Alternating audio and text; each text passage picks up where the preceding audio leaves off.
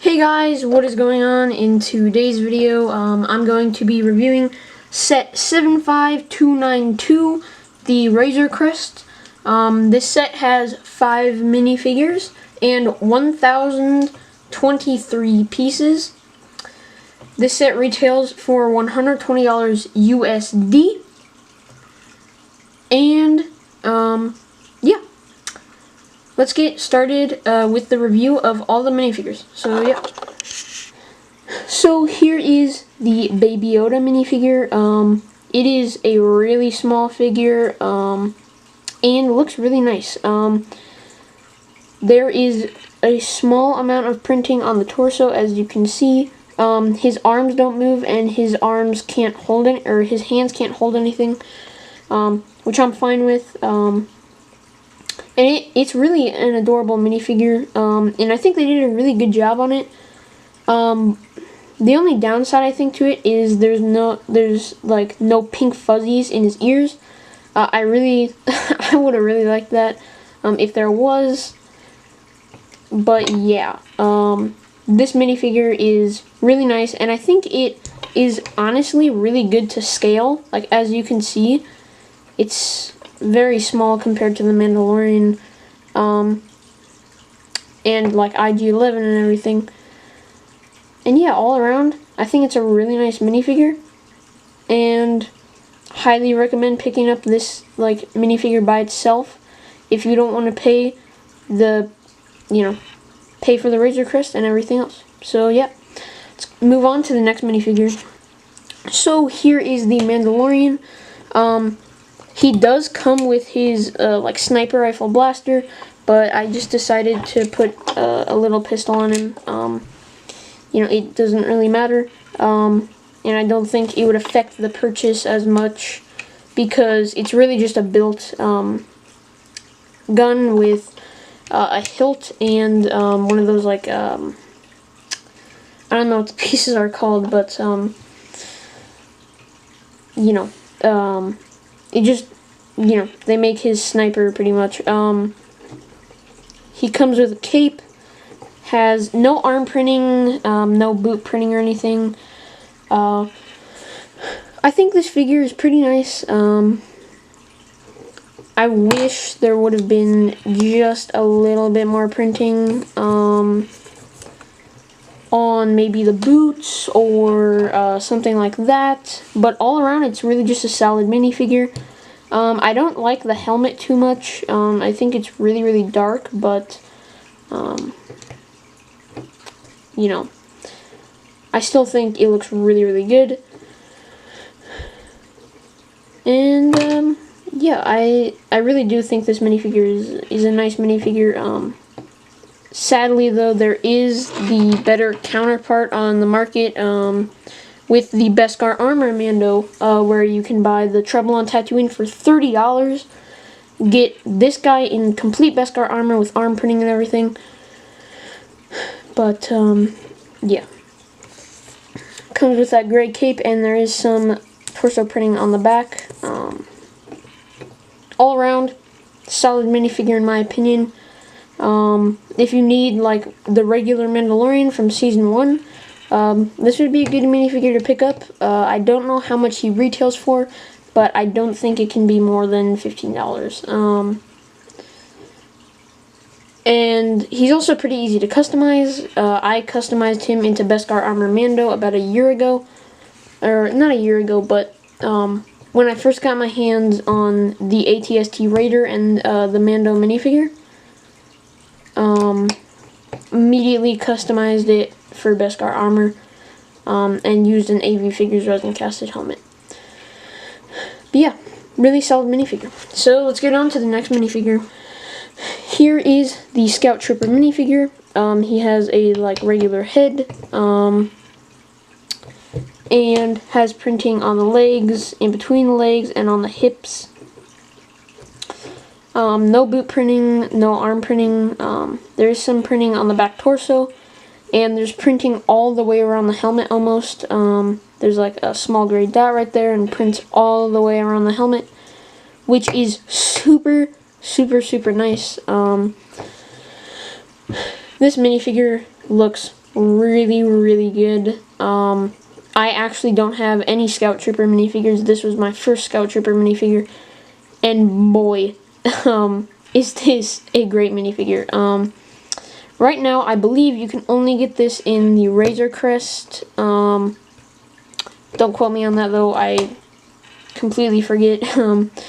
He does come with a blaster. I don't know if this is the right blaster, it might not be, but all the minifigures that you will see do come with blasters. All around, a really nice minifigure. So yeah, let's move on to IG-11. So here is the IG-11 minifigure. Pretty much just a, you know, gray battle droid body, arms and legs, with a new like printed cylinder piece, and a made backpack with a stud, and a 1x1 clip piece. So nothing too crazy. I think that this is a good minifigure, and I think Lego made it pretty well. And yeah, that's really about it for him. He doesn't really have printing anywhere else, and I think he's an okay minifigure. I think if you do want the minifigure, I wouldn't spend $120 just to get this minifigure, because you're getting a lot more from it. And I definitely wouldn't get doubles of this minifigure because I don't really see the value of this minifigure going really like insanely up, because like he died in season 1, spoiler alert, and everything like that, but you know, I still think it's a good minifigure to have. I like having this minifigure still. And yeah, let's move on to the Grief Karga minifigure. So here is the Grief Karga minifigure. I didn't put any blasters on him because, in my opinion, the blasters aren't really, the craziest part about the set. This is just my review of the minifigures. He does come with blasters. All the minifigures, again, do come with blasters. So, I think they could have done tons more with this minifigure. I think they could have done leg printing and everything, but it's just torso printing, sadly. It's nothing really extraordinary. It's not a great minifigure, in my opinion. I think that Lego definitely could have done a better job, but, really, I hope they do update him in the Imperial Troop Transport in 2021. If they don't, that would be kind of sad, but I still think it's a nice minifigure to have. And yeah, let's move on to the review of the Razor Crest build itself. So here is the Razor Crest build. It is pretty big, like surprisingly big. I think the piece count is really nice, and it does have a lot of playability features, such as the escape pod, and the cockpit, which can hold up to 2 minifigures, as you can see. And then down here, which all this stuff unfolds into this, and there is tons of room in here. It's super, super nice. I know most of you probably can't see like really what it is inside, but there is tons of room in this set. I mean, it's just super nice. And then you have the stickered pieces, which are actually really cool, I think. There are flick-fire missiles in this set, but they are barely noticeable. I will show them after I finish putting this thing in. And Most of the parts on this set are stickered, such as, you know, right there. Pretty much all the parts except for the cockpit are stickered. So it's very, you know, you have to do a lot of stickers. There is one quick-fire missile, again, right there. And you pretty much, you push this down and it shoots it. And I think, you know, it being that that like not noticeable, and like actually looking pretty nice, they did a great job designing this build, I think.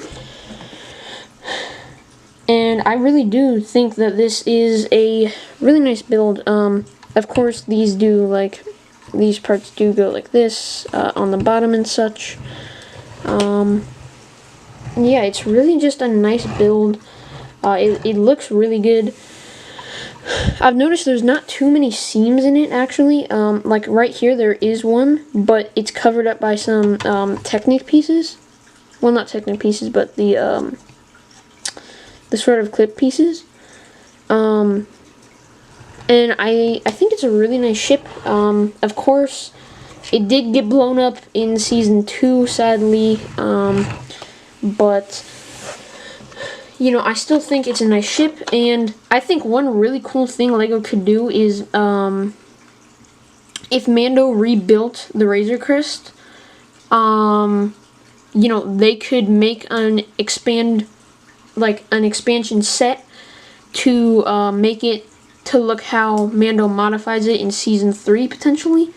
It's just a little thing that I thought would be really cool for Disney and LEGO to do. Maybe like a $20 set, adding 200 pieces to the Razor Crest and making it like just look like what it's hopefully gonna be in Season 3. Who knows if it's even gonna get rebuilt. You know, I don't know. But I still think this is a really nice set. The piece count it's not the worst, but it's also not the best. I wish they would have included Queel. I don't know why they didn't. That would have been so nice, because 6 minifigures, you know, one in every single numbered bag. I think it just would have been a lot better. And it's like, you know, the Scout Troopers died, and IG-11 sacrificed himself at the end of Season 1. So, you know, it's like, where's Snoke? Because there's almost, like, I don't feel like there's a really good reason why they wouldn't put him in the set, personally. But you guys tell me in the comment section if it's turned on. Thank you guys so much for watching. I'm going to be coming out with another review that's non-LEGO Star Wars soon. So yeah, I'll see you guys in the next video. Bye.